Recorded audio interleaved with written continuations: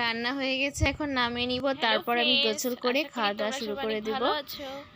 আজ আমি একটি ব্লগ নিয়ে চলে আসলাম।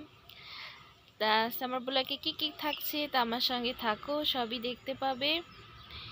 তা দেখো, এখন আমি সিম গাছ থেকে সিম তুলবো, আর হচ্ছে পুঁইশাক গাছ থেকে পুঁইশাকের ফুল কেটে নিব।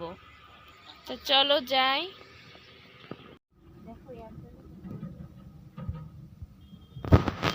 সবগুলো এখানে বেশ কিছু সিম ধরেছে। দেখো এই থলিতে কিন্তু অনেকগুলো সিম। যে নিজে গাছে সবজি তোলার আনন্দটাই আলাদা, তাই তো তোমাদের সামনেও শেয়ার করলাম। তোমরাও বাড়িতে বেশি বেশি করে গাছ লাগাবে আর এরকম নিজের গাছে সবজি তুলে খাবে, দেখবে যে অনেক ভালো লাগছে। একদম গাছের টাটকা সবজি। আমার এখানে 2টা গাছ আছে, সে 2টা গাছেই যে যে পরিমাণে আমার সিম হচ্ছে তাতেই আমার পরিবারের চাহিদা মিটে যাচ্ছে, আমরা 2 জন। আর এখানে দেখাচ্ছিলাম যে তোমাদের এখানে প্রচুর শস্য হয়েছিল, তা মুরগিতেই শস্যগুলো সব খেয়ে ফেলেছে আগাগুলো, সেজন্য এখানে আর তেমন হবে না রে। যে খোলা ছিল যে, এর কারণে মুরগি থাকলে খোলা কিছু রাখলে সেইগুলো আর ভালো থাকে না, সব শেষ করে দেয় মুরগিতে। এইদিকে মুরগির শব্দ শুনতে পাচ্ছ, আমার মুরগি ডিম পেড়েছে সেজন্য ওরকম শব্দ করছে।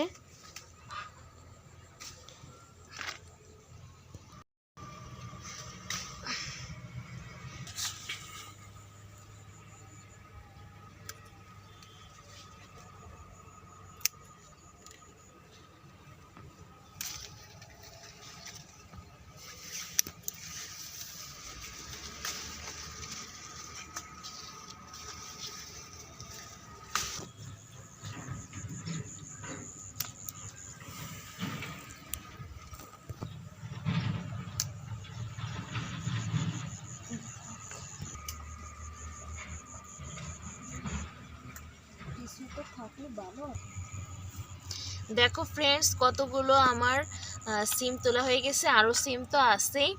তা আজকে এই পর্যন্ত তুলবো, বাকিগুলো পরে তুলবো। এখন আমি পুঁইশাকের ফুলগুলো কেটে নিচ্ছি। দেখো আমার এখানে কি পরিমাণে পুঁইশাকের ফুল হয়েছে, দেখো এই দেখ,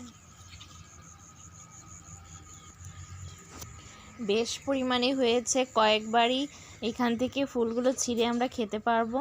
তো দেখো কত সুন্দর দেখতে, কিন্তু অনেক সুন্দর লাগছে আর খেতে তো খুবই মজা লাগে।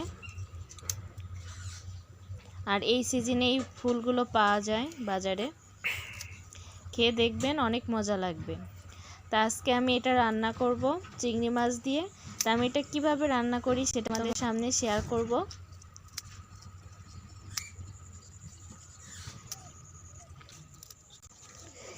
প্রায় তোলা শেষ, বেশি তুলব না, শুধু আজকের জন্য যতটুকু লাগবে ততটুকু তুলব।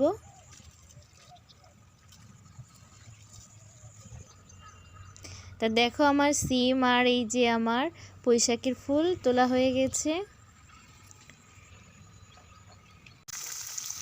এখন আমি রান্না করতে চলে আসলাম। আমি সব কিছু গুছিয়ে নিয়েছি। এখানে তেল গরম দিয়ে দিয়েছি, তার ভিতর পেঁয়াজ রসুন কুচি এগুলো দিয়ে দিয়েছি। এটা ভালো করে ভাজবো। এই পেঁয়াজ রসুনের ভিতরে আবার চিংড়ি মাছগুলো দিয়ে দিয়েছি। চিংড়ি মাছগুলো লবণ হলুদ দিয়ে মাখিয়ে রেখেছিলাম। চিংড়ি মাছ ঝাল পেস্ট ভালো করে ভেজে নিব।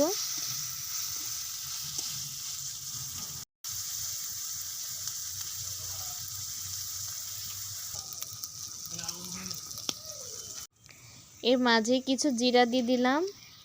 এখন এটা ভাজা হয়ে গেছে প্রায়। এখন আমি এটা উঠিয়ে রাখবো, সেজন্য আমি তেল ঝরিয়ে রাখছি। তেল ঝরানো হয়ে গেলে তারপর আমি এটা বাটিতে উঠিয়ে রাখবো।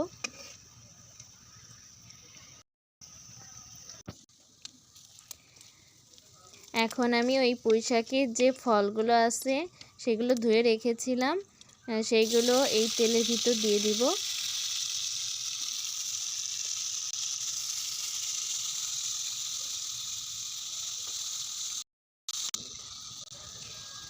এর ভিতর পরিমাণ মতো লবণ আর হলুদ দিয়ে দিব। এটা ভালো করে নাড়িয়ে চাড়িয়ে ঢেকে দিব। এর ভিতর আর পানি অ্যাড করব না, এমনিতেই ঢেকে রাখার পরে কিছুক্ষণ পরে এখান থেকে পানি বের হবে, সেই পানিতেই সিজে যাবে। এই যে দেখো কিছুক্ষণ পরে পানি উঠাইছি, আমার পানি বের হয়ে গেছে কতখানি, এটাই কিন্তু সিজে যাবে। তো দেখো পানি টেনে গেছে, আমার এটা ভাজা ভাজা হয়ে গেছে।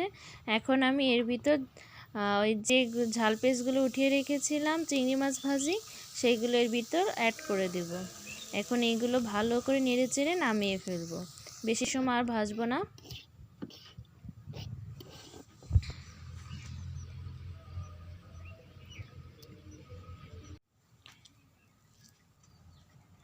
তা এখন দেখো খেতে বসেছি।